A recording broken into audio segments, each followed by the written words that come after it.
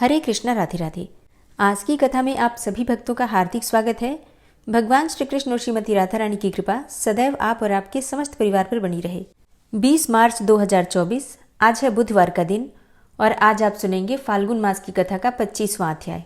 और आज है फाल्गुन मास के शुक्ल पक्ष की एकादशी, जिसे अमल की एकादशी कहा जाता है। और अगर आप एकादशी का व्रत करते हैं तो व्रत की कथा, संपूर्ण पूजा विधि और पारण के शुभ मुहूर्त की जानकारी दी जा चुकी है। चैनल पर वीडियो अपलोड हो चुकी है, जरूर देख लीजिए। और अगर आप शिव पुराण की कथा सुनना चाहते हैं तो मेरे दूसरे चैनल, जिसका नाम है प्योरिटी ऑफ लाइफ, उस चैनल पर हर रोज शिव पुराण की वीडियो अपलोड होती है। आप इस कथा को सुनने के बाद शिव पुराण की कथा भी जरूर सुनिए। और अब भगवान श्री हरि विष्णु का ध्यान करके आज की पावन कथा का प्रारंभ करते हैं। भीष्म जी ने पूछा, हे विप्रवर, मनुष्य को भी देवत्व, सुख, राज्य, धन, यश और विजय, भोग, आरोग्य, आयु, विद्या, लक्ष्मी, पुत्र, बंधु वर्ग एवं सब प्रकार के मंगल की प्राप्ति कैसे हो सकती है? कृपा करके आप मुझे ये बताने की कृपा कीजिए। भीष्म जी के इस प्रश्न का उत्तर देते हुए पुलस्त्य जी ने कहा, हे राजन, इस पृथ्वी पर ब्राह्मण सदा ही विद्या आदि गुणों से युक्त और श्री संपन्न होता है, अर्थात धन धान्य से समृद्ध होता है। तीनों लोकों और प्रत्येक युग में ब्राह्मण देवता नित्य पवित्र माने गए हैं। ब्राह्मण देवताओं का भी देवता है। संसार में उसके समान दूसरा कोई नहीं है। वह साक्षात धर्म की मूर्ति है और इस पृथ्वी पर सबको मोक्ष प्रदान करने वाला है। ब्राह्मण सब लोगों का गुरु, पूज्य और तीर्थ स्वरूप मनुष्य है और ब्रह्मा जी ने उसे सब देवताओं का आश्रय बनाया है। पूर्व काल में नारद जी ने इसी विषय को ब्रह्मा जी से इस प्रकार पूछा था, हे ब्रह्मन, किसकी पूजा करने पर भगवान लक्ष्मीपति प्रसन्न होते हैं? ब्रह्मा जी बोले, जिस पर ब्राह्मण प्रसन्न होते हैं उस पर भगवान श्री विष्णु भी प्रसन्न हो जाते हैं। अतः ब्राह्मणों की सेवा करने वाला मनुष्य पर ब्रह्म परमात्मा को प्राप्त होता है। ब्राह्मण के शरीर में सदा ही श्री विष्णु का निवास होता है। इसलिए जो दान, मान और सेवा आदि के द्वारा प्रतिदिन ब्राह्मणों की पूजा करता है, उसके द्वारा मानो शास्त्रीय विधि के अनुसार उत्तम दक्षिणा से युक्त 100 यज्ञों का अनुष्ठान हो जाता है। जिसके घर पर आया हुआ विद्वान ब्राह्मण निराश नहीं लौटता, उसके संपूर्ण पापों का नाश हो जाता है तथा वह अक्षय स्वर्ग को प्राप्त हो जाता है। पवित्र देश काल में सुपात्र ब्राह्मण को जो धन दान दिया जाता है उसे अक्षय ही जानना चाहिए। वह जन्म जन्मांतरों में भी फल देता रहता है। ब्राह्मणों की पूजा करने वाला मनुष्य कभी दरिद्र, दुखी और रोगी नहीं होता। जिस घर आंगन में ब्राह्मणों की चरण धूलिप पवित्र एवं शुद्ध होते रहते हैं, ऐसे घर पुण्य क्षेत्र के समान माने जाते हैं। उन्हें यज्ञ कर्म के लिए श्रेष्ठ माना जाता है। हे भीष्म, पूर्व काल में ब्रह्मा जी के मुख से पहले ब्राह्मण का प्रादुर्भाव हुआ था, फिर उसी मुख से जगत की सृष्टि और पालन के हेतु वेद प्रकट हुए थे। अतः विधाता ने समस्त लोगों की पूजा ग्रहण करने के लिए और समस्त यज्ञों के अनुष्ठान के लिए ब्राह्मण के ही मुख में वेदों को समर्पित किया। पितृयज्ञ अर्थात श्राद्ध तर्पण, विवाह, अग्निहोत्र, शांति कर्म तथा सब प्रकार के मांगलिक कार्यों में ब्राह्मण ही सदा उत्तम माने गए हैं। ब्राह्मण के ही मुख से देवता हव्य का और पितर कव्य का उपभोग करते हैं। ब्राह्मण के बिना दान, होम और बलि सब निष्फल हो जाते हैं। जहाँ ब्राह्मण को भोजन नहीं दिया जाता, वहाँ असुर, प्रेत, दैत्य और राक्षस भोजन करते हैं। अतः दान, होम आदि में ब्राह्मण को बुलाकर भोजन अवश्य कराना चाहिए और उन्हीं से सब कर्म भी कराना चाहिए। उत्तम देश काल में और उत्तम पात्र को दिया हुआ दान 10 लाख गुना और अधिक फलदायक होता है। ब्राह्मण को देखकर श्रद्धापूर्वक उसको प्रणाम करना चाहिए, क्योंकि ब्राह्मण के आशीर्वाद से मनुष्य की आयु बढ़ती है और वह चिरजीवी होता है। ब्राह्मण को देखकर उसे प्रणाम न करने से, ब्राह्मण के साथ द्वेष रखने से तथा उसके प्रति अश्रद्धा करने से मनुष्य की आयु क्षीण होती है। उनके धन और ऐश्वर्य का नाश हो जाता है तथा परलोक में भी उनकी दुर्गति होती है। ब्राह्मण का पूजन करने से आयु, यश, विद्या और धन की वृद्धि होती है तथा मनुष्य श्रेष्ठ दशा को प्राप्त होता है, इसमें तनिक भी संदेह नहीं है। जिन घरों में ब्राह्मण के चरणोदक से कीच नहीं होती, जहाँ वेद और शास्त्रों की ध्वनि नहीं सुनाई देती और जो घर तर्पण और ब्राह्मणों के आशीर्वाद से वंचित रहते हैं, वे श्मशान के समान हैं। नारद जी ने पूछा, पिताजी, कौन सा ब्राह्मण अत्यंत पूजनीय है? ब्राह्मण और गुरु के लक्षण का यथावत वर्णन कीजिए। तब ब्रह्मा जी ने कहा, हे वत्स, श्रोत्रिय और सदाचारी ब्राह्मण की नित्य ही पूजा करनी चाहिए। जो उत्तम व्रत का पालन करने वाला और पापों से मुक्त है, वह मनुष्य तीर्थ स्वरूप है। उत्तम श्रोत्रिय कुल में भी उत्पन्न होकर जो वैदिक कर्म का अनुष्ठान नहीं करता, वह पूजित नहीं होता, तथा असत क्षेत्र अर्थात मातृकुल में जन्म लेकर भी जो वेदानुकूल कर्म करता है, वह पूजा के योग्य है। जैसे महर्षि वेद व्यास और ऋष्यशृंग, विश्वामित्र यद्यपि क्षत्रिय कुल में उत्पन्न है, तथापि अपने सत्कर्मों के कारण वे मेरे ही समान हैं। इसलिए बेटा, तुम पृथ्वी के तीर्थ स्वरूप श्रोत्रिय आदि ब्राह्मणों के लक्षण सुनो। इनके सुनने मात्र से ही सब पापों का नाश हो जाता है। ब्राह्मण के बालक को जन्म से ब्राह्मण ही समझना चाहिए। संस्कारों से उसकी द्विज की संज्ञा होती है तथा विद्या पढ़ने से वह भी प्रणाम धारण करता है। इस प्रकार जन्म, संस्कार और विद्या, इन तीनों से युक्त होना श्रोत्रिय का लक्षण है। जो विद्या, मंत्र तथा वेदों से शुद्ध होकर तीर्थ स्नानादि के कारण और भी पवित्र हो गया, वह ब्राह्मण परम पूजनीय माना गया है। और जो सदा भगवान श्री नारायण में ही भक्ति रखता है, जिसका अंतःकरण शुद्ध है, जिसने अपनी इंद्रियों और क्रोध को जीत लिया है, जो सब लोगों के प्रति समान भाव रखता है, जिसके हृदय में गुरु, देवता और अतिथि के प्रति भक्ति है, जो पिता और माता की सेवा में लगा रहता है और जिसका मन पराई स्त्री में कभी सुख नहीं अनुभव करता, जो सदा पुराणों की कथा कहता और धार्मिक उपाख्यानों का प्रसार करता है, उस ब्राह्मण के दर्शन करने मात्र से प्रतिदिन अश्वमेध आदि यज्ञों का फल प्राप्त होता है।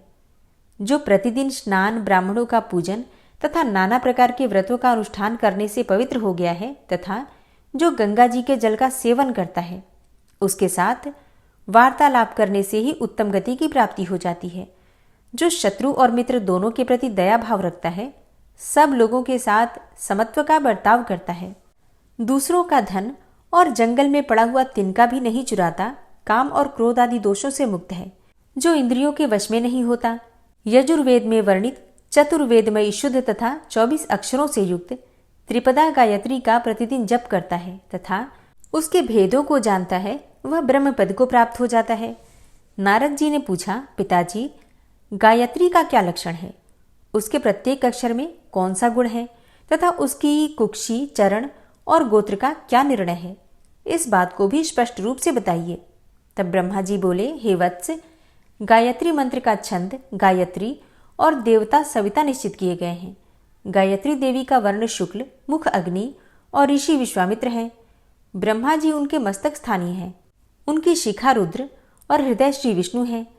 उनका उपनयन कर्म में विनियोग होता है। गायत्री देवी सांख्यायन गोत्र में उत्पन्न हुई हैं। तीनों लोक उनके 3 चरण हैं। पृथ्वी उनके उदर में स्थित है। पैर से लेकर मस्तक तक शरीर के 24 स्थानों में गायत्री के 24 अक्षरों का न्यास करके द्विज ब्रह्मलोक को प्राप्त हो जाता है तथा प्रत्येक अक्षर के देवता का ज्ञान प्राप्त करने से विष्णु का सायुज्य मिलता है। अब मैं गायत्री का दूसरा निश्चित लक्षण बतलाता हूँ। वह 18 अक्षरों का यजुर्मंत्र है। अग्नि शब्द से उसका आरंभ होता है और स्वाहा से हकार पर उसकी समाप्ति हो जाती है। जल में खड़े होकर इसका 100 बार जप करना चाहिए और इससे करोड़ों पातक और उपपातक नष्ट हो जाते हैं तथा जप करने वाला पुरुष ब्रह्म हत्यादि पापों से मुक्त होकर मेरे लोक को प्राप्त हो जाता है।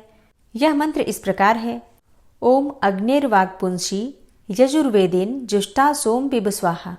इसी प्रकार विष्णु मंत्र, माहेश्वर महामंत्र, देवी महामंत्र, सूर्य मंत्र, गणेश मंत्र तथा अन्यान्य देवताओं के मंत्रों का जप करने से भी मनुष्य पाप रहित होकर उत्तम गति को पाता है।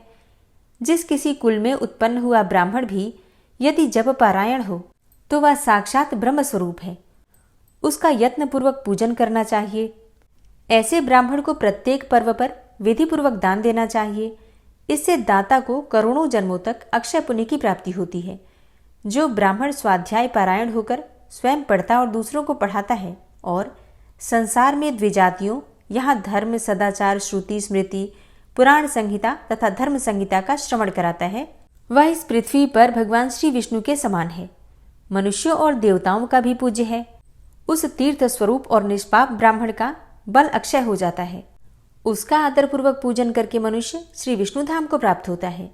और जो द्विज गायत्री के प्रत्येक अक्षर का उसके देवता सहित अपने शरीर में न्यास करके प्रतिदिन प्राणायाम पूर्वक उसका जप करता है, वह करोड़ों जन्मों के किए हुए संपूर्ण पापों से छुटकारा पा जाता है।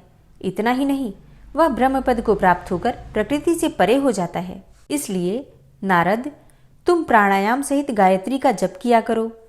नारद जी ने पूछा, हे ब्रह्मन, प्राणायाम का क्या स्वरूप है?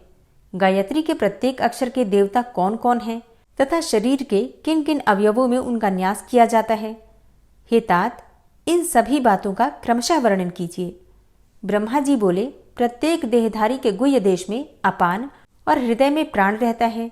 इसलिए गुदा को संकुचित करके पूरक क्रिया के द्वारा अपान वायु के साथ संयुक्त करें, तत्पश्चात वायु को रोककर कुंभक करें और उसके बाद रेचक की क्रिया के द्वारा वायु को बाहर निकालें। पूरक आदि प्रत्येक क्रिया के साथ 3-3 बार प्राणायाम मंत्र का जप करना चाहिए। द्विज को 3 प्राणायाम करके गायत्री का जप करना उचित है। इस प्रकार जो जप करता है उसके महापातकों की राशि भी भस्म हो जाती है तथा दूसरे पातक भी एक एक करके मंत्रोच्चारण से नष्ट हो जाते हैं। जो प्रत्येक वर्ण के देवता का ज्ञान प्राप्त करके अपने शरीर में उसका न्यास करता है, वह ब्रह्म भाव को प्राप्त होता है। उसे मिलने वाले फल का वर्णन नहीं किया जा सकता। बेटा, प्रत्येक अक्षर के जो देवता हैं उसका वर्णन करता हूँ, सुनो। इन अक्षरों का जप करने से द्विज को फिर जन्म नहीं लेना पड़ता। प्रथम अक्षर के देवता अग्नि, दूसरे के वायु, तीसरे के सूर्य, चौथे के वियत अर्थात आकाश, 5वें के यमराज, छठे के वरुण, 7वें के बृहस्पति, 8वें के पर्जन्य, 9वें के इंद्र, 10वें के गंधर्व, 11वें के पूषा, 12वें के मित्र, 13वें के त्वष्टा, 14वें के वसु, 15वें के मरुदगण, 16वें के सोम, 17वें के अंगिरा, 18वें के विश्वेदेव, 19वें के अश्विनी कुमार, 20वें के प्रजापति, 21वें के संपूर्ण देवता, 22वें के रुद्र, 23वें के ब्रह्मा और 24वें के श्री विष्णु हैं। इस प्रकार 24 अक्षरों के ये 24 देवता माने गए हैं। गायत्री मंत्र के इन देवताओं का ज्ञान प्राप्त कर लेने पर संपूर्ण वांग्मय अर्थात वाणी के विषय का बोध हो जाता है। जो इन्हें जानता है वह सब पापों से मुक्त होकर ब्रह्म पद को प्राप्त होता है। विज्ञ पुरुष को चाहिए कि अपने शरीर के पैर से लेकर सिर तक 24 स्थानों से पहले गायत्री के अक्षरों का न्यास करे। तत् का पैर के अंगूठे में, स का गुल्फ अर्थात घुट्टी में, वी का दोनों पिंडलियों में, तू का घुटनों में, वर का जांघों में और रे का गुदा में, न्य का अंडकोश में, म का कटी भाग में, भ का नाभिमंडल में, ऋगो का उदर में, दे का दोनों स्तनों में, व का हृदय में, स्व का दोनों हाथों में, धी का मुंह में, म का तालू में, ह्रीम का नासिका के अग्रभाग में, धी का दोनों नेत्रों में, यो का दोनों बाहुओं में, यो का ललाट में, नह का मुख के पूर्व भाग में, प्र का दक्षिण भाग में, चो का पश्चिम भाग में और द का मुख के उत्तर भाग में न्यास करें। फिर याद का मस्तक में न्यास करके सर्वव्यापी स्वरूप से स्थित हो जाएं। धर्मात्मा पुरुष इन अक्षरों का न्यास करके ब्रह्मा, विष्णु और शिव का स्वरूप हो जाता है। वह महायोगी और महाज्ञानी होकर परम शांति को प्राप्त होता है। हे नारद, अब संध्या काल के लिए एक और न्यास बतलाता हूँ, उसका भी यथार्थ वर्णन सुनो। ओम भूः, इसका हृदय में न्यास करके ओम भुवः का सिर में न्यास करें। फिर ओम स्वः का शिखा में, ओम तत्सवितुर्वरेण्यम का समस्त शरीर में, ओम भर्गो देवस्य धीमहि इसका नेत्रों में तथा ओम धियो योनः प्रचोदयात् का दोनों हाथों में न्यास करें। तत्पश्चात ओम आपो ज्योति रसोमृतम ब्रह्म भूर्भुवः स्वरोम का उच्चारण करके जल स्पर्श करने मात्र से द्विज पापों से शुद्ध होकर श्रीहरि को प्राप्त हो जाता है। इस प्रकार व्याहृति और 12 ओंकारों से युक्त गायत्री का संध्या के समय कुंभक क्रिया के साथ 3 बार जप करके सूर्योपस्थान काल में जो 24 अक्षरों की गायत्री का जप करता है वह महाविद्या का अधीश्वर होता है और ब्रह्मपद को प्राप्त करता है। व्याहृतियों सहित इस गायत्री का पुनः न्यास करना चाहिए। ऐसा करने से द्विज सब पापों से मुक्त होकर श्री विष्णु के सायुज्य को प्राप्त हो जाता है। न्यास विधि यह है, ओम भू पादाभ्याम का उच्चारण करके दोनों चरणों का स्पर्श करें। इसी प्रकार ओम भुवः जानुभ्याम कहकर दोनों घुटनों का, ओम स्वः कटियाम कहकर कटी भाग का और ओम मह नाभि का उच्चारण करके नाभि स्थान का, ओम जन हृदय कहकर हृदय का, ओम तपः करियो बोलकर दोनों हाथों का, ओम सत्यम ललाटे का उच्चारण करके ललाट का तथा गायत्री मंत्र का पाठ करके शिखा का स्पर्श करना चाहिए। सब बीजों से युक्त इस गायत्री को जो जानता है वह मानो चारों वेदों का योग तथा तीनों प्रकार के वाचिक, उपांशु और मानसिक जप का ज्ञान रखता है। जो इस गायत्री को नहीं जानता वह शूद्र से भी अधम माना गया है। उस अपवित्र ब्राह्मण को पितरों के निमित्त किए हुए पार्वण श्राद्ध का दान नहीं देना चाहिए और उसे कोई भी तीर्थ स्नान का कोई भी फल नहीं मिलता। उसका किया हुआ समस्त शुभ कर्म निष्फल हो जाता है। उसकी विद्या, धन, संपत्ति, उत्तम जन्म, द्विजत्व तथा जिस पुण्य के कारण उसे वह सब कुछ मिला है वह भी व्यर्थ होता है। ठीक उसी तरह जैसे कोई पवित्र पुष्प किसी गंदे स्थान में पड़ जाने पर काम में लेने योग्य नहीं रह जाता। मैंने पूर्व काल में चारों वेदों और गायत्री की तुलना की थी। उस समय चारों वेदों की अपेक्षा गायत्री ही गुरुतर सिद्ध हुई है, क्योंकि गायत्री मोक्ष देने वाली मानी गई है। गायत्री 10 बार जपने से वर्तमान जन्म के, 100 बार जपने से पिछले जन्म के तथा 1000 बार जपने से तीनों युगों के पाप नष्ट कर देती हैं। जो सवेरे और शाम को रुद्राक्ष की माला पर गायत्री का जप करता है वह निस्संदेह चारों वेदों का फल प्राप्त कर लेता है। जो द्विज 1 वर्ष तक तीनों समय गायत्री का जप करता है उसके करोड़ों जन्मों के उपार्जित पाप भी नष्ट हो जाते हैं। गायत्री के उच्चारण मात्र से पाप राशि से छुटकारा मिल जाता है, मनुष्य शुद्ध हो जाता है तथा जो द्विज श्रेष्ठ प्रतिदिन गायत्री का जप करता है उसे स्वर्ग और मोक्ष की प्राप्ति होती है। जो नित्य प्रति वासुदेव मंत्र का जप और भगवान श्री विष्णु के चरणों में प्रणाम करता है वह मोक्ष का अधिकारी हो जाता है। जिसके मुख में भगवान वासुदेव के स्तोत्र और उनकी उत्तम कथा रहती है उसके शरीर में पाप का लेश मात्र भी नहीं रहता। वेद शास्त्रों का अवगाहन करने, उनके विचार में संलग्न रहने से गंगा स्नान के समान फल प्राप्त हो जाता है। लोक में धार्मिक ग्रंथों का पाठ करने वाले मनुष्यों को करोड़ों यज्ञों का फल मिलता है। हे नारद, मुझ में ब्राह्मणों के गुणों का पूरा पूरा वर्णन करने की शक्ति नहीं है। ब्राह्मणों के सिवा दूसरा कौन देहधारी है जो विश्व स्वरूप हो। ब्राह्मण श्री हरि का मूर्तिमान विग्रह है। उसके शाप से विनाश होता है और वरदान से आयु, विद्या, यश, धन और सब प्रकार की संपत्तियां प्राप्त होती हैं। ब्राह्मणों के ही प्रसाद से भगवान श्री विष्णु सदा ब्रह्मण्य कहलाते हैं। जो ब्रह्मण्य अर्थात ब्राह्मणों के प्रति अनुराग रखने वाले देव हैं, गौ और ब्राह्मणों के हितकारी हैं तथा संसार की भलाई करने वाले हैं, उन गोविंद श्री कृष्ण को बारंबार नमस्कार है। जो सदा इस मंत्र से श्रीहरि का पूजन करता है उसके ऊपर भगवान सदा ही प्रसन्न रहते हैं तथा वह भगवान श्री विष्णु का सायुज्य प्राप्त करता है। जो इस धर्म स्वरूप पवित्र आख्यान का श्रवण करता है उसके जन्म जन्मांतरों के किए हुए पाप नष्ट हो जाते हैं। जो इसे पढ़ता, पढ़ाता तथा दूसरे लोगों को उपदेश करता है उसे पुनः इस संसार में नहीं आना पड़ता। वह इस लोक में धन, धान्य, राजोचित भोग, आरोग्य, उत्तम पुत्र तथा शुभ कीर्ति प्राप्त करता है। हरे कृष्णा। आज की कथा का यहीं पर समापन करती हूँ। इसके आगे का वृतांत आप कल की कथा में सुनेंगे। उम्मीद करती हूँ आज की कथा आपको ज़रूर पसंद आई होगी। तो अगर वीडियो अच्छी लगी हो तो वीडियो को लाइक ज़रूर किया कीजिए और अगर संभव हो तो वीडियो को शेयर भी किया कीजिए। और हाँ, कमेंट बॉक्स में राधे राधे तो ज़रूर लिखा कीजिए। और अब आप सुनेंगे श्री नारायण कवच, जिसके सुनने मात्र से भगवान श्री हरि विष्णु की असीम कृपा आपको प्राप्त होगी।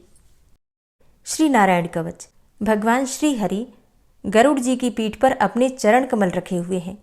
अणिमा आदि 8 सिद्धियां उनकी सेवा कर रही हैं और 8 हाथों में शंख, चक्र, ढाल, तलवार, गदा, बाण, धनुष और पाश अर्थात फंदा धारण किए हुए हैं।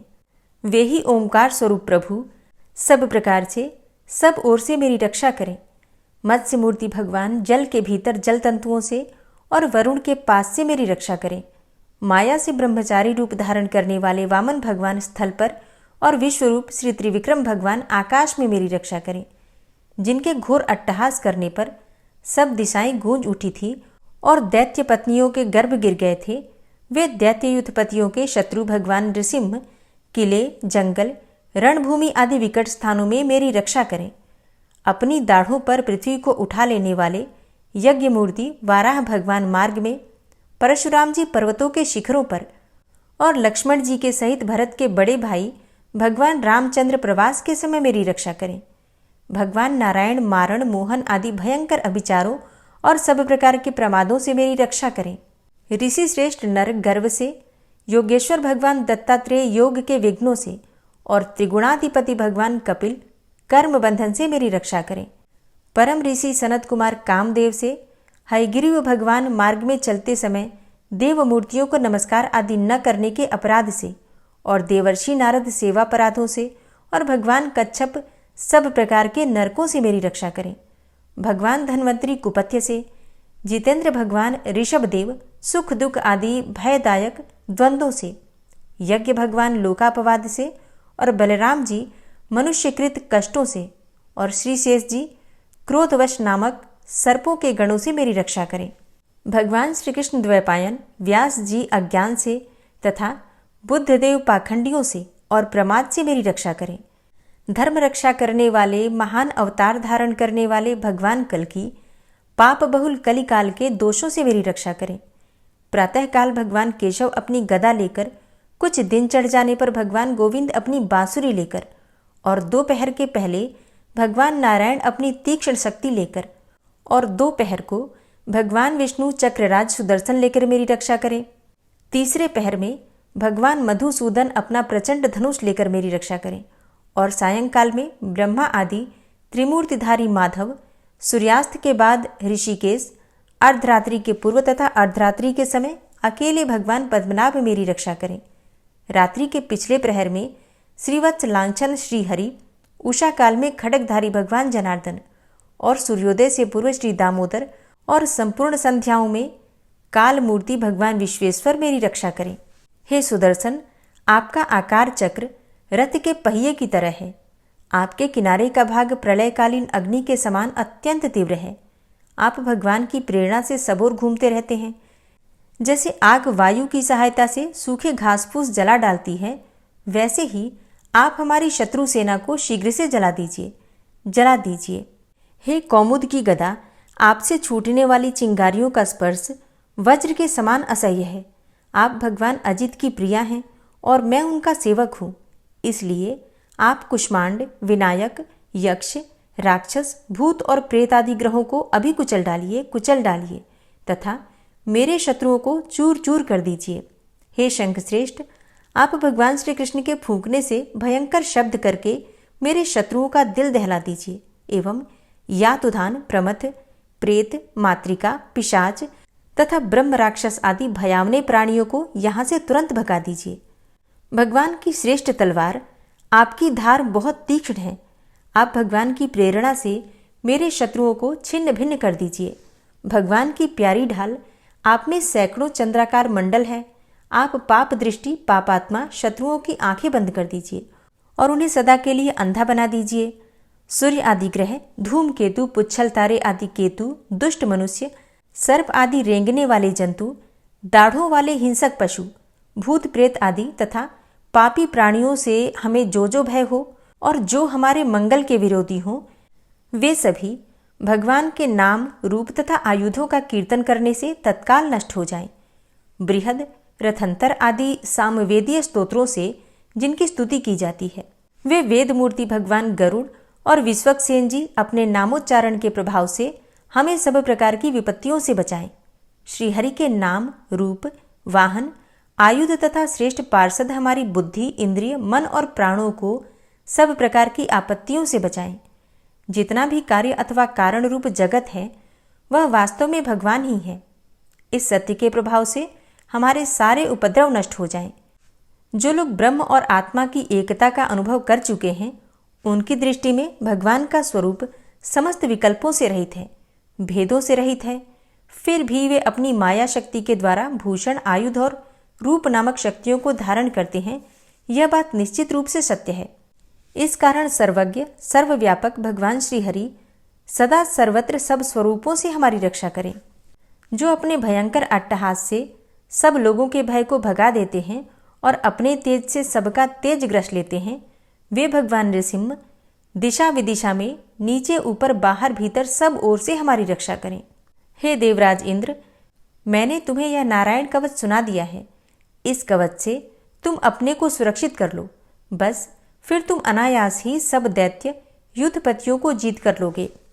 इस नारायण कवच को धारण करने वाला पुरुष जिसको भी अपने नेत्रों से देख लेता है अथवा पैर से छू देता है, तत्काल समस्त भयों से वो मुक्त हो जाता है। जो इस वैष्णवी विद्या को धारण कर लेता है, उसे राजा, डाकू, प्रेत, पिशाच आदि और बाघ आदि हिंसक जीवों से कभी किसी प्रकार का भय नहीं होता। हे देवराज, प्राचीन काल की बात है, एक कौशिक गोत्री ब्राह्मण ने इस विद्या को धारण करके योग धारणा से अपना शरीर मरुभूमि में त्याग दिया।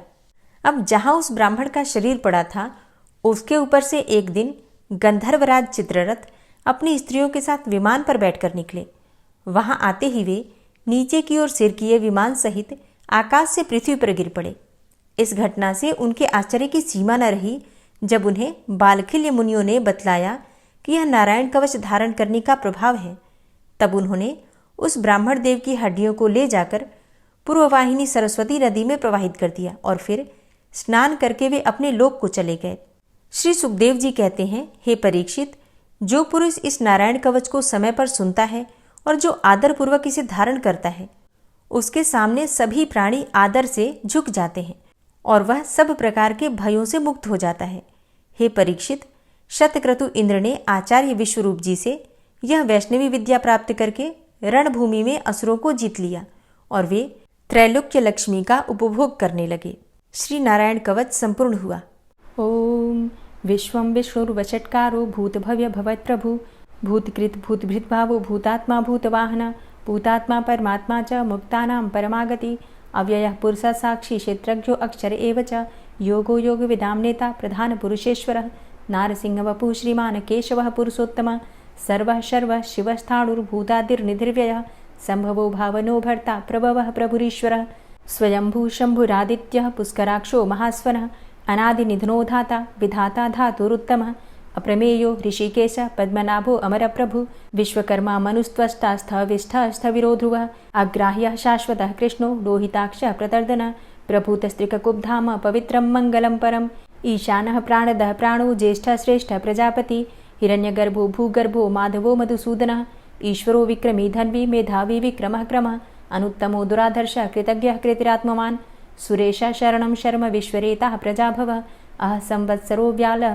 प्रत्ययः सर्वदर्शनः अजः सर्वेश्वरः सिद्धः सिद्धे सर्वादिर्च्युतः वृषाकपिर्मेयात्मा सर्वयोगविनिश्रितः वसुर्वसुमनः सत्यः समात्मा संमितः समः अमोघः पुण्डरीकाक्षो वृषकर्मा वृषाकृतिः रुद्रो बहुशिरा बभ्रुर्विश्वयोनिः शुचिश्रवः अमृतः शाश्वतस्थाणुर्वरारोहो महातपः सर्वगः सर्वविद्भानुर्विश्वक्सेनो जनार्दनः वेदो वेदविद्व्यङ्गो वेदाङ्गो वेदवित्कविः लोकाध्यक्षः सुराध्यक्षो धर्माध्यक्षः कृताकृतः चतुरात्मा चतुर्व्यूहश्चतुर्द्रष्टश्चतुर्भुजः भ्राजेष्णुर्भोजनं भोक्ता सहिष्णुर्जगदाति च अनघो विजयो जेता विश्वयोनिः पुनर्वसु उपेन्द्रो वामनः प्रांशुर्मोघः शुचिरुर्जितः अतीन्द्रः संग्रहः सर्गो धृतात्मा नियमो यमः वेद्यो वैद्यः सदा योगी वीरः माधवो मधु अतीन्द्रियो महामायो महोत्साहो महाबलः महाबुद्धिर्महावीर्यो महाशक्तिर्महाद्युतिः अनिर्देश्य वपुः श्रीमान् मेयात्मा महाधृतिर् महिश्वासो महीभर्ता श्रीनिवासः सतां गति अनिरुद्ध सुरानन्दो गोविन्दो गोविन्दाम्पति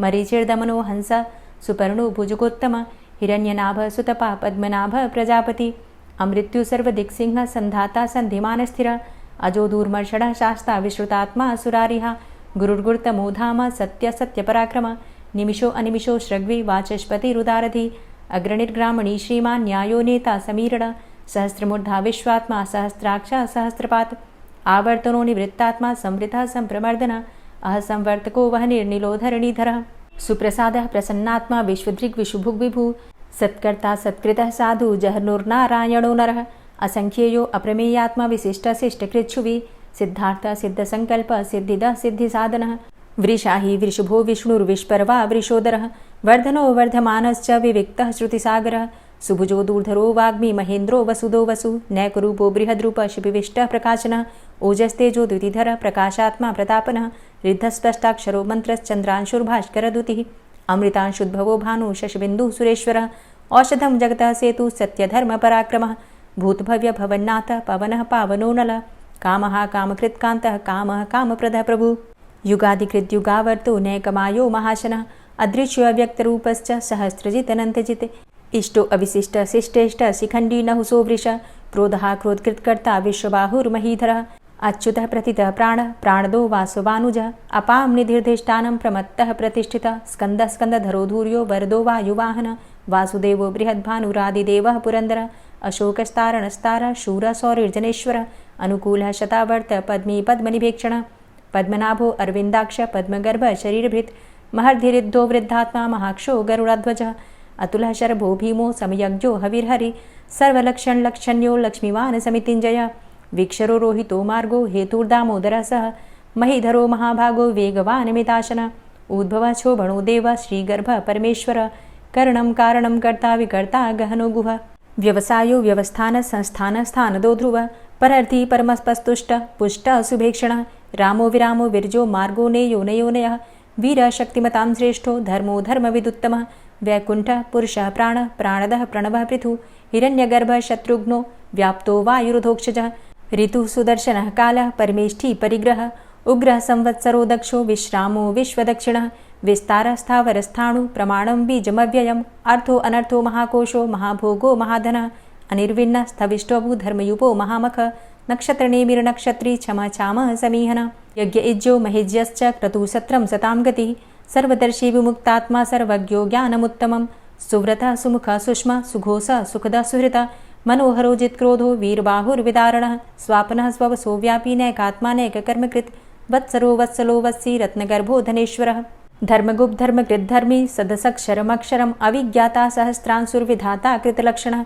गभस्तिनेमिः सत्त्वस्थः सिंहो भूतमहेश्वरः आदिदेवो महादेवो देवेशो देवभृद्गुरुः उत्तरो गोपतिर्गोप्ता ज्ञानगम्यः पुरातनः शरीरभूतभृद्भोक्ता कपीन्द्रो भूरि दक्षिणः सोमभो अमृतपः सोमः पुरुजित पुरुषोत्तमः विनयोजयः सत्यसन्धो दाशाः सात्वतां पतिः जीवो विनयिता साक्षी मुकुन्दो अमितविक्रमः अम्भो निद्रणन्तात्मा महोदधीशयोऽन्तकः अजोमहारः स्वाभाव्यो जितामित्रः प्रमोदनः आनन्दो नन्दनो नन्दः सत्यधर्मा त्रिविक्रमः महर्षि कपिलाचार्यः कृतज्ञो मेदिनीपतिः त्रिपदस्त्रिदशाध्यक्षो महाशृङ्गः कृतान्तकृत् महावराहो गोविन्दः सुखेणः कनकाङ्गदी गुह्यो गभीरो गहनो गुप्तश्चक्रगदाधरः वेधा स्वाङ्गो अजितः कृष्णो दृढः सङ्कर्षणोच्युतः वरुणो वारुणो वृक्षः पुष्कराक्षो महामनाः भगवान् भगानन्दी वनमाली हलायुधः आदित्यो ज्योतिरादित्यः सहिष्णुर्गतिसत्तमः सुधन्वाखण्ड परशुर्दारुणो द्रविडप्रदः दिविस्त्रिक्सर्वदृग्व्यासो वाचस्पतिर्योनिजः त्रिसामासामगः साम निर्वाणं भेषजम्भिषक्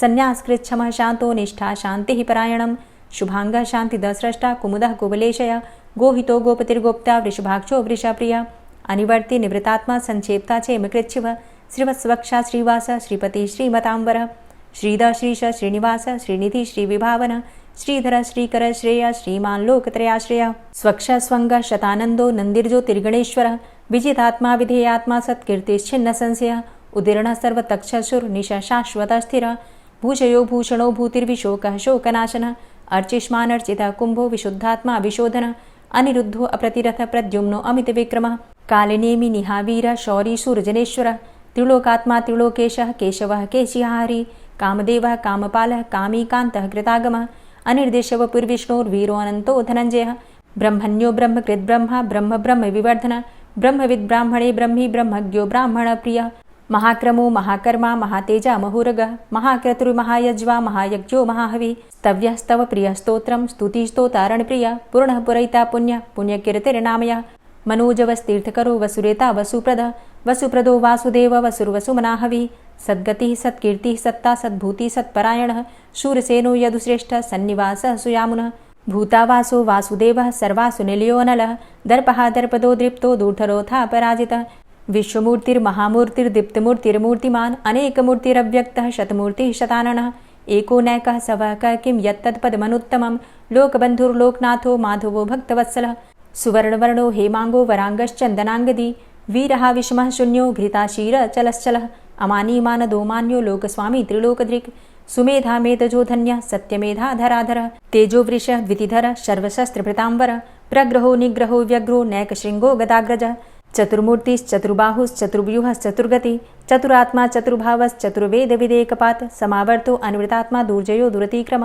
दुर्लभो दुर्गमो दुर्गो दुरावासो दुरारिहा शुभांगो लोकसारंग सुतन्तुस्तन्तुवर्धन इंद्रकर्मा महाकर्मा कृतकर्मा कृतागम उद्भवः सुन्दरः सुन्दो रत्ननाभः सुलोचनः अर्को वाजसनः शृङ्गी जयन्तः सर्वविजयी सुवर्णबिन्दुरक्षोभ्य सर्ववागीश्वरेश्वर महाह्रदो महागर्तो महाभूतो महानिधि कुमुदः कुन्दरः कुन्दः पर्जन्यः पावनोऽनिलः अमृताशो अमृतवपुः सर्वज्ञः सर्वतोमुखः सुलभः सुव्रतः सिद्धः शत्रुजित् शत्रुतापनः न्यग्रोधोदुम्बरो अस्वस्थश्चाणुरान्ध्रनिषूदनः सहस्रार्चिः सप्तजिह्वः सप्तैधा सप्तवाहनः अमूर्तिरणघो अचिन्त्यो भयकृद्भयनाशनः अणुर्बृहत्कृशस्थूलो गुणभृन्निर्गुणो महान् अधृतः स्वधृतः स्वास्य प्राग्वंशो वंशवर्धनः भारभृतिकथितो योगी योगी स सर्वकामदः आश्रमश्रमण क्षाम सुपर्णो वायुवाहन धनुर्धरोर्धनुर्वेदो दण्डोदमयितादम अपराजितः सर्वसहो नियन्ता नियमो यमः सत्त्ववान् सात्विकः सत्यः सत्यधर्मपरायण अभिप्रायः प्रियार्होर्ह प्रियकृत् प्रीतिवर्धनः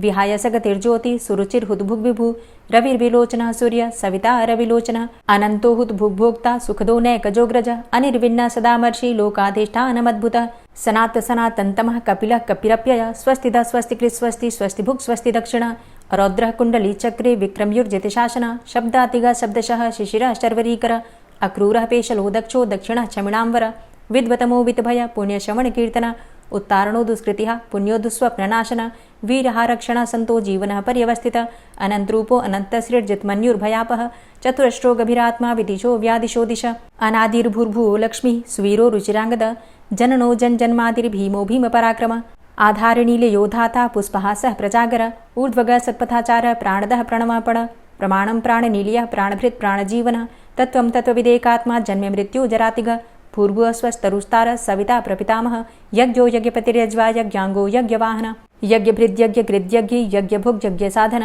यज्ञान्तिकृद्यज्ञ गुह्यमन्यमन्नादेव च आत्मयोनिः स्वयं जातो वैखानः सामगायन देवकी नन्दन स्रष्टा क्षितिसः पापनाशन शङ्खभृन्नन्दकी चक्री शारङ्गधन्वा गदाधरः रथाङ्गपाणिरक्षोभ्य सर्वप्रहरणायुध ओं नमः इति।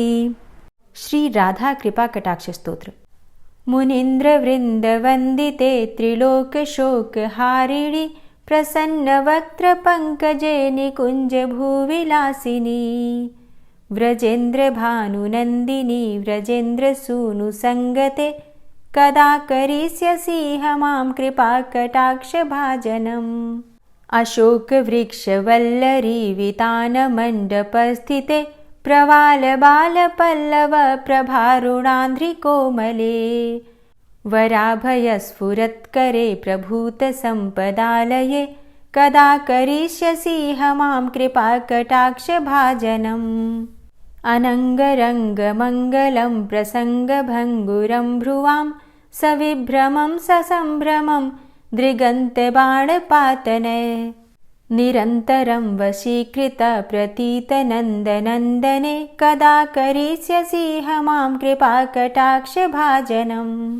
तडित्सुवर्णचम्पकप्रदीप्तगौरविग्रहे मुखप्रभापरास्तकोटिसारदेन्दुमण्डले विचित्रचित्रसञ्चरच्चकोरशावलोचने कदा करिष्यसि मां कृपाकटाक्षभाजनम् मदोन्मदादियौवने प्रमोदमानमण्डिते प्रियानुरागरञ्जिते कलाविलासपण्डिते अनन्यधन्यकुञ्जराज्यकामकेलिकोविदे कदा करिष्यसि मां कृपाकटाक्षभाजनम् अशेषहावभावधीरहीरहारभूषिते प्रभूतशातकुम्भकुम्भकुम्भिकुम्भसुस्तनि प्रशस्तमन्दहास्यचूर्णपूर्णसौख्यसागरे कदा करिष्यसि मां कृपाकटाक्षभाजनम्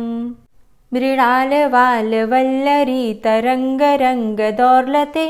लताग्रलास्यलोलनीललोचनावलोकने ललल्लुलन्मिलन्मनोज्ञमुग्धमोहिनाश्रिते कदा करिष्यसि मां कृपाकटाक्षभाजनम् सुवर्णमल्लिकाञ्चितत्रिरेखकम्बुकण्ठगे त्रिसूत्रमङ्गलीगुणत्रिरत्नदीप्तिदीधिते सलोलनीलकुन्तलप्रसूनगुच्छगुम्फिते कदा करिष्यसि मां कृपाकटाक्षभाजनम् नितम्बबिम्बलम्बमानपुष्पमेखलागुणे प्रशस्तरत्नकिङ्किणीकलापमध्यमञ्जुले करीन्द्र शुण्ड दण्डिकावरोह शोभ गोरुके कदा करिष्यसि हमां कृपा कटाक्ष भाजनम्। अनेक मन्त्रनाद मञ्जुनूपुरारवस्खलत् समाज राजहंस वंश निक्वडाति गौरवे। विलोल हेमवल्लरी विडम्बि चारु चङ्क्रमे कदा करिष्यसि हमां कृपा कटाक्ष भाजनम्। अनन्तकोटि विष्णुलोक नम्र पद्मजार्चिते हिमाद्रिजा पुलोमजा विरिञ्चिजा वरप्रदे। अपार सिद्धि रिद्धि दिग्ध सत्पदाङ्गुली नखे कदा करिष्यसि हमां कृपा कटाक्ष भाजनम्। मखेश्वरी क्रियेश्वरी स्वधेश्वरी सुरेश्वरी त्रिवेद भारतीश्वरी प्रमाण शासनेश्वरी। रमेश्वरी क्षमेश्वरी प्रमोद काननेश्वरी व्रजेश्वरी व्रजाधिपे श्रीराधिके नमोऽस्तुते। इतीममद्भुतं स्तवं निशम्य भानुनन्दिनी करोतु सन्ततं जनं कृपा कटाक्ष भाजनम्। भवेत्तदैव सञ्चित त्रिरूपकर्मनाशनं लभेत्तदा ब्रजेन्द्रसूनुमण्डल प्रवेशनम्। जय जय श्री राधे, जय जय श्री राधे। और अब आप सुनेंगे श्री तुलसी चालीसा। श्री तुलसी महारानी करु विनय सिरनाय, जो मम हो संकट विकट दीजे मात नशाय। नमो नमो तुलसी महारानी, महिमा अमित न जाए बखानी। दियो विष्णु तुमको सन्माना, जग में छायो सुयस महाना। विष्णु प्रिया जय जयति भवानी, तिहु लोक की हो सुख खानी। भगवत पूजा करे जो कोई, बिना तुम्हारे सफल न होई। जिन घर तव नहीं होय निवासा, उस घर कर ही विष्णु नहीं बासा। करें सदा जो तव नित सुमिरन, तेहि के काज होय सब पूरन। कार्तिक मास महात्म तुम्हारा, ताको जानत सब संसारा। तव पूजन जो करे कुंवारी, पावे सुंदर वर सुकुमारी। करे जो पूजा नित प्रति नारी, सुख संपत्ति से होय सुखारी। वृद्धा नारी करे जो पूजन, मिले भक्ति होवे पुलकित मन। श्रद्धा से पूजे जो कोई, भवनिधि से दोस्तों, अगर आप अमल की एकादशी का व्रत करते हैं तो अमल की एकादशी व्रत की पूजा विधि, व्रत की कथा, ये सभी चीजें चैनल पर अपलोड हो चुकी हैं, जरूर देख लीजिए। कुछ उपाय भी आज के दिन हमें करने चाहिए जिससे कि भगवान श्री विष्णु की विशेष कृपा हमें प्राप्त होती है। तो अगर आप व्रत नहीं भी करते हैं तो भी इस वीडियो को जरूर देखिए। इसमें बहुत सारे ऐसे उपाय बताए गए हैं जिन्हें करने से भगवान श्री विष्णु की असीम कृपा आपको प्राप्त होगी। तो बिना व्रत के पूजा आराधना आपको जरूर करनी चाहिए। इसके लिए वीडियो वेद पुराणन तव यश गाया, महिमा अगम पार नहीं पाया। नमो नमो जय जय सुख कारणि, नमो नमो जय दुख निवारणी। नमो नमो सुख संपत्ति देनी, नमो नमो अघ काटन चेनी। नमो नमो भक्तन दुख हरणी, नमो नमो दुष्टन मद छेनी। नमो नमो भव पार उतारणी, नमो नमो परलोक सुधारणी। नमो नमो निज भक्त उबारणी, नमो नमो जन काज सवारणी। नमो नमो जय कुमति नशावनी, नमो नमो सब सुख उपजावनी। जयति जयति जय तुलसी माई, ध्याऊं तुमको शीश नवाई। निज जन जानी मोहि अपनाओ, बिगड़े कारज आप बनाओ। करूं विनय मैं मात तुम्हारी, पूर्ण आशा करहु हमारी। शरण चरण कर जोरी मनाऊं, निश दिन तेरे ही गुण गाऊं। करहु मात अब मो पर दाया, निर्मल होए सकल मम काया। मांगू मातु यही बर दीजे, सकल मनोरथ पूर्ण कीजे। जानू नहीं कछु नेम आचारा, क्षमहु मातु अपराध हमारा। 12 मास करे जो पूजा, तासम जग में और नहीं दूजा। प्रथम ही गंगा जल मंगवावे, फिर सुंदर स्नान करावे। चंदन अक्षत पुष्प चढ़ावे, धूप दीप नैवेद्य लगावे। करें आचमन गंगा जल से, ध्यान करे हृदय निर्मल से। पाठ करे फिर 40 की, स्तुति करे मात तुलसा की। यह विधि पूजा करे हमेशा, ताके तन नहीं रहे कलेशा। करे मास कार्तिक का साधन, सोवे नित पवित्र हुई जाहि। है यह कथा महासुखदाई, पढ़े सुने सो भव तर जाई। यह श्री तुलसी चालीसा, पाठ करे जो कोय। गोविंद सो फल पावही, जो मन इच्छा होय। तुलसी चालीसा संपूर्ण। और अब आप सुनेंगे तुलसी महारानी की आरती। तुलसी महारानी नमो नमो, हरि की पटरानी नमो नमो। तुलसी महारानी नमो नमो, हरि की पटरानी नमो नमो। धन्य तुलसी पूर्ण तप कीनो, धन्य तुलसी पूर्ण तप कीनो। शालिग्राम की बनी पटरानी नमो नमो। तुलसी महारानी नमो नमो, हरि की पटरानी नमो नमो। जाके पत्र मंजरी कोमल, जाके पत्र मंजरी कोमल। श्रीपति कमल चरण लपटानी नमो नमो, हरि की पटरानी नमो नमो। तुलसी महारानी नमो नमो। धूप दीप नैवेद्य आरती, धूप दीप नैवेद्य आरती। पुष्पन की वर्षा बरसानी नमो नमो, हरि की पटरानी नमो नमो। तुलसा महारानी नमो नमो। 56 भोग 36 व्यंजन, 56 भोग 36 व्यंजन। बिन तुलसा हरि एक न मानी नमो नमो। तुलसी महारानी नमो नमो, हरि की पटरानी नमो नमो। सभी सखी मैया तेरो यश गावे, सभी सखी मैया तेरो यश गावे। भक्ति दान दीजे महारानी नमो नमो। तुलसा महारानी नमो नमो, हरि की पटरानी नमो नमो। नमो नमो तुलसा महारानी, नमो नमो तुलसी महारानी। तुलसी महारानी नमो नमो, हरि की पटरानी नमो नमो। तुलसी महारानी नमो नमो, हरि की पटरानी नमो नमो। प्रेम से बोलिए तुलसी मैया की जय।